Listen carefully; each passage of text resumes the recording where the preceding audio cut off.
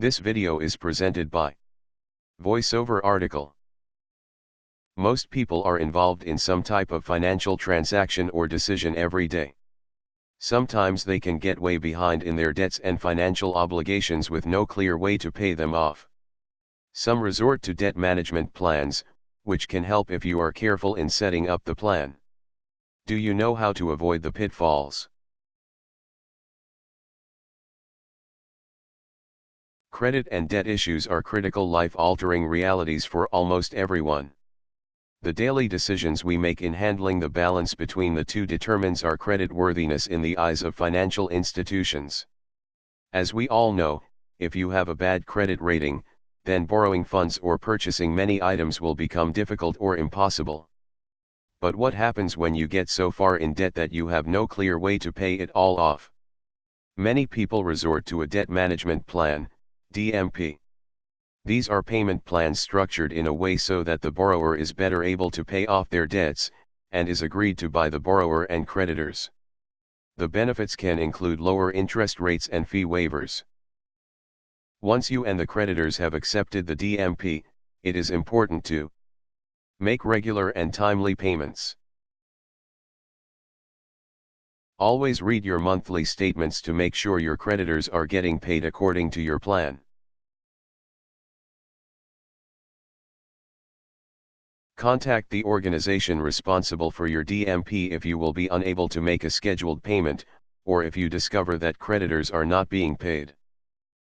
If the payments are not made to your DMP and creditors on time, you could lose the progress you've made on paying down your debt, or the benefits of being in a DMP, including lower interest rates and fee waivers. The creditors may not forgive any more late payments and you will incur more late marks on your credit report as well as more late fees, increased debt and a longer payoff period. So, once you are on a debt management plan, make sure that you are never late on any payments. DMPs are not for everyone. You should agree on a DMP only after a certified credit counselor has spent time thoroughly reviewing your financial situation, and has offered you specific advice on managing your money. You may be able to work out a payment plan directly with your creditors. But if you decide that you need to work with a credit counselor and get additional advice and assistance, ask questions like these to help you find the best counselor for your situation and make sure you get full and complete answers. Some important questions to ask when choosing a credit counselor to handle your DMP.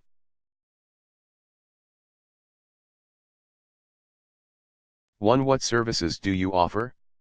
Look for an organization that offers a range of services, including budget counseling, savings and debt management classes, and counselors who are trained and certified in consumer credit, money and debt management, and budgeting. Counselors should discuss your entire financial situation with you, and help you develop a personalized plan to solve your money problems now and avoid others in the future. 2. Are you licensed to offer your services in my state? Many states require that an organization register or obtain a license before offering credit counseling and debt management plans. 3. Do you offer free information? 4. Will I have a formal written agreement or contract with you? 5. What are the qualifications of your counselors?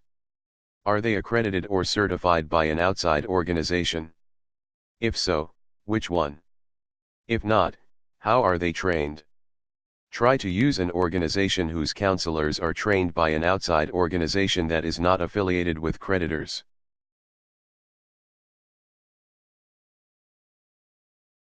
Six. Have other consumers been satisfied with the service that they received? Once you've identified credit counseling organizations that suit your needs, check them out with your local consumer protection agency, and Better Business Bureau. 7. What are your fees? Are there setup and or monthly fees?